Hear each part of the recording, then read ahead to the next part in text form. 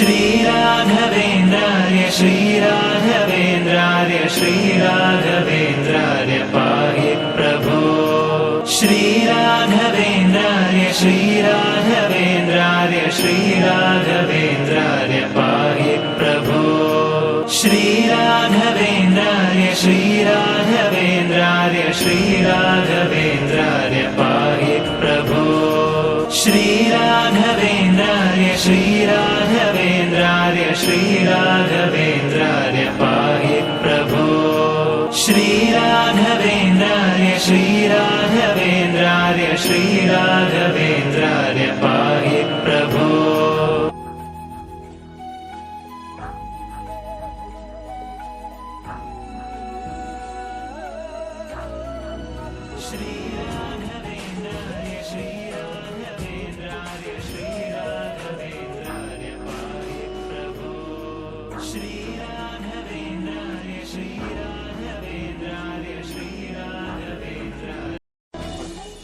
ಶ್ರೀ ಗುರುಭ್ಯೋ ನಮಃ.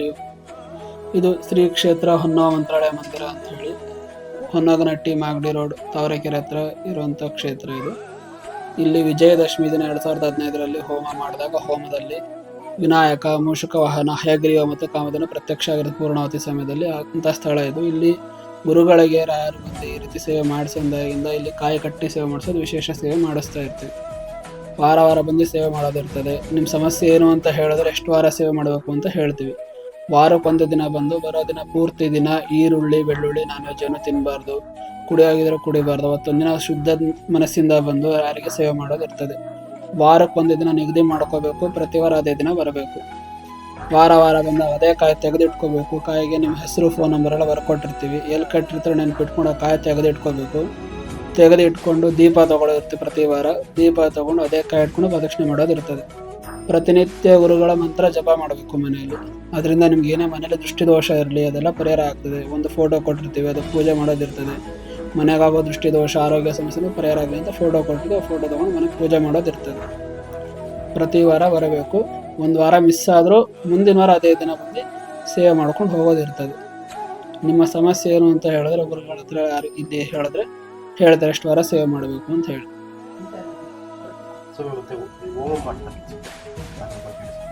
ಹೋಮ ಅದು ನಿಮ್ಮ ಸೇವೆ ಎಲ್ಲ ಮುಗಿದ ಮೇಲೆ ಹೋಮ ಮಾಡೋದು ಇರ್ತದೆ. ನಿಮ್ಗೆ ಆದರೆ ಹೋಮ ಮಾಡಿಸ್ಬೋದು.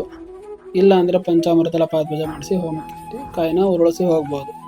ಹೋಮ ಮಾಡಿಸೋದು ಒಳ್ಳೆಯದು ಅಂಥೇಳಿ. ಯಾಕಂದರೆ ನಿಮಗೆ ಪೂರ್ಣ ಫಲಕ್ಕೋಸ್ಕರ ಹೋಮ ಮಾಡಿಸಿದ್ರೆ ತುಂಬ ಉತ್ತಮ. ಇವಾಗ ಊರಿಗೂ 2 ಕಾಯಿ ಕೊಡ್ತಾರೆ. 100 ಕಿಲೋಮೀಟರ್ ದೇವಸ್ಥಾನದಿಂದ ಇಲ್ಲ ಬೆಂಗಳೂರಿಂದ 100-120 ಕಿಲೋಮೀಟರ್ ಹೊರಗಿದ್ದವರಿಗೆ, ಅಂದರೆ ಹಾಸನ, ಮೈಸೂರು ಈ ಥರ ದೂರ ಇರೋರಿಗೆಲ್ಲ 2 ಕಾಯಿ ಕೊಡ್ತೀವಿ.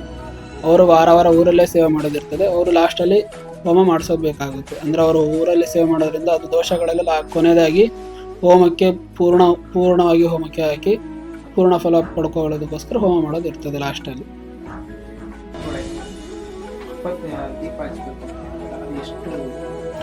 ಎಷ್ಟು ವಾರ ಸಮಸ್ಯೆ ಹೇಳಿದಾಗ ಎಷ್ಟು ವಾರ ಸೇವೆ ಮಾಡಬೇಕು ಅಂತ ಹೇಳಿರ್ತೀವಿ ಅಷ್ಟು ದೀಪ ಇರ್ತದೆ.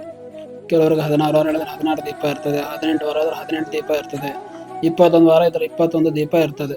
ವಾರ ವಾರ ಅಷ್ಟೇ ದೀಪ ತೊಗೊಳೋದಿರುತ್ತೆ. ಹೆಚ್ಚಾಗೋದಿಲ್ಲ, ಕಮ್ಮಿ ಇರೋದಿಲ್ಲ. ಅಷ್ಟೇ ದೀಪ ಎಷ್ಟು ವಾರ ಇರುತ್ತೆ ಅಷ್ಟು ದೀಪ ತೊಗೊಂಡು ಪ್ರದಕ್ಷಿಣೆ ಮಾಡಿ ಹೋಗೋದಿರ್ತದೆ. ದೀಪ ಹಚ್ಚೋ ಉದ್ದೇಶ ಏನು ಅಂತಂದರೆ, ನಾವು ಕಾಯಿ ಕಟ್ಟೋ ಉದ್ದೇಶ ಏನಂದರೆ ಕಾಯಿನ ಕರ್ಮದ ಗಂಟು ಅಂತ ಯಾರಿಗೆ ಕಟ್ಟಿ ಸೇವೆ ಮಾಡ್ತೀವಿ. ಆ ಕರ್ಮ ಕಳೆಯೋದಕ್ಕೋಸ್ಕರ ವಾರ ವಾರ ಬಂದು ದೀಪ ಹಚ್ಚಬೇಕು. ಆ ದೀಪದ ಜ್ಯೋತಿ ಶಕ್ತಿಯಿಂದ, ಹೋಮ ಮಾಡಿದ್ದು ಶಕ್ತಿಯಿಂದ ಏನಾಗುತ್ತೆ, ಅದು ದೋಷಗಳು ಒಂದೊಂದೇ ಪರಿಹಾರ ಆಗ್ತಾ ಹೋಗುತ್ತೆ. ನಿಮ್ಮ ಒಂದೊಂದೇ ಕರ್ಮ ದೋಷಗಳು ಪರಿಹಾರ ಆದಾಗೆ ನಿಮ್ಗೆ ಒಂದೊಂದು ರೀತಿಯಿಂದ ಅನುಕೂಲ ಆಗ್ತಾ ಹೋಗುತ್ತೆ. ವಾರಕ್ಕೆ ಒಂದು ದೋಷ ಪರಿಹಾರ ಆಗ್ತಾ ಹೋಗಿರ್ತದೆ. ನೀವು ಅದಕ್ಕೋಸ್ಕರ ದೀಪ ಹಚ್ಚಿ ಸೇವೆ ಮಾಡೋದಿರುತ್ತೆ.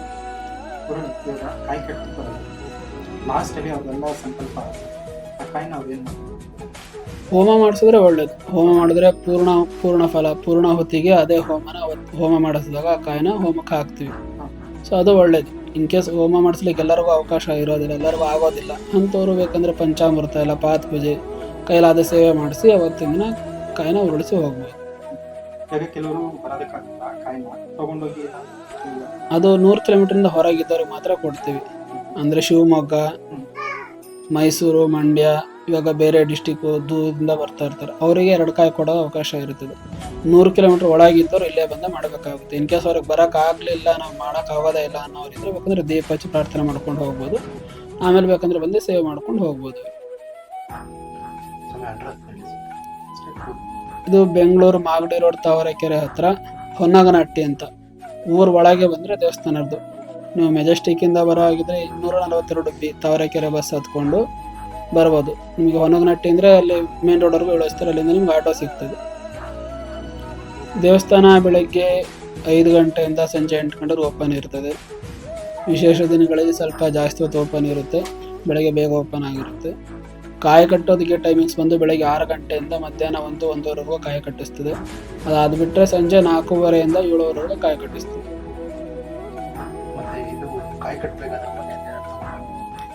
ಕಾಯಿ ಕಟ್ಟೋದಕ್ಕೆ ಮನೆಯಿಂದ ತರೋದೇನು ಇರೋದಿಲ್ಲ, ಅಲ್ಲೆಲ್ಲ ಸಿಗ್ತದೆ.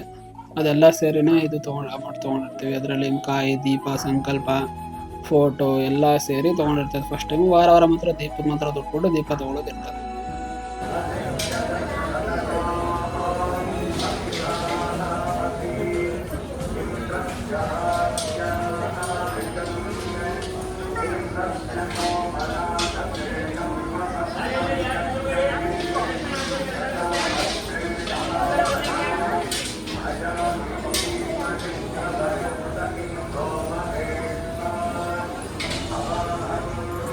ನಮಸ್ತೆ ಸರ್, ನನ್ನ ಹೆಸರು ಸುಮನ್ ಅಂತ.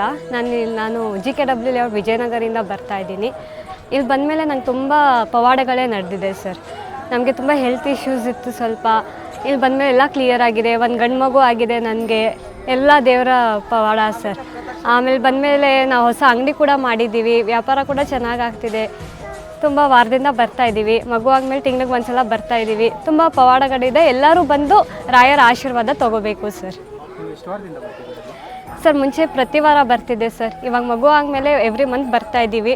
ಇವತ್ತೇ ಬರೋಕ್ಕಾಗಿರೋದು 3 ತಿಂಗಳಿಂದ. ಬಟ್ ಎಲ್ಲ ಪವಾಡಗಳು ನಡೀತಾ ಇದೆ, ಚೆನ್ನಾಗಿದೆ. ಎಲ್ಲರೂ ಬಂದು ಒಂದ್ಸಲ ದರ್ಶನ ಮಾಡಿ ಸರ್. ಎಲ್ಲ ಹೆಲ್ತ್ ಇಶ್ಯೂಸು ಎಲ್ಲನೂ ಪ್ರಾಬ್ಲಮ್ ಸಾಲ್ವ್ ಆಗ್ತಿದೆ ನಮಗೆ. ಹೊಸ ಅಂಗಡಿ ಕೂಡ ಮಾಡಿದ್ದೀವಿ ನಾವು, ಚೆನ್ನಾಗಿದೆ ಸರ್. ರಾಯರ ಅಂದರೆ ನಂಬಿಕೆ ಸರ್.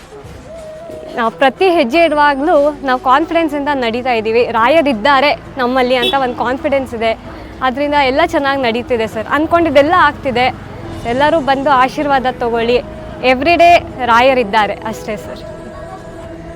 ನನ್ನ ಫಸ್ಟ್ ಪ್ರೆಗ್ನೆನ್ಸಿಯಲ್ಲಿ ನನ್ನ ಹೊಟ್ಟೆ ಒಳಗಡೆ ಶಿಸ್ತಿತ್ತು. ಆ ಡಾಕ್ಟರ್ ತೆಗಿಲೇಬೇಕಾಗಿತ್ತು ಅಂದರು. ಮಗು ಕೂಡ ಒಳಗೆ ಇತ್ತು. ಇಲ್ಲಿ ಬಂದು ಪ್ರತಿ ವಾರ ಹೋದ್ಮೇಲೆ ಆ ಶಿಸ್ತೇ ಇರಲಿಲ್ಲ, ಕಾಣಲೂ ಇಲ್ಲ. ನಂಗೆ ಆ ಯಾವ ಪೇನೂ ಇರಲಿಲ್ಲ. ಶಿಸ್ತು ಡಾಕ್ಟ್ರು ಮತ್ತೆ ಇಲ್ಲಿ ಬಂದು ನಡೆಸ್ಕೊಂಡು ಹೋದ್ವಿ. ಸ್ಕ್ಯಾನ್ ಮಾಡಿಸಿದ್ವಿ. ಆ ಡಾಕ್ಟ್ರು ಕಾಣ್ತಾನೆ ಇಲ್ಲ ಅಂತಂದರು. ಅದೊಂದು ಪವಾಡ ತುಂಬ ಇದೆ. ಆಮೇಲೆ ಮಗು ಕೂಡ ಆರಾಮಾಗಿತ್ತು. ಡೆಲಿವರಿ ಎಲ್ಲ ಆರಾಮಾಗಾಯಿತು ಸರ್. ರಾಯರ ದಯದಿಂದ 2ನೇ ಮಗುನೂ ಹೆಲ್ದಿಯಾಗಿ ಚೆನ್ನಾಗಿದೆ ಸರ್. ಅದರಿಂದ ಇವತ್ತು ಬಂದಿದ್ದೀವಿ.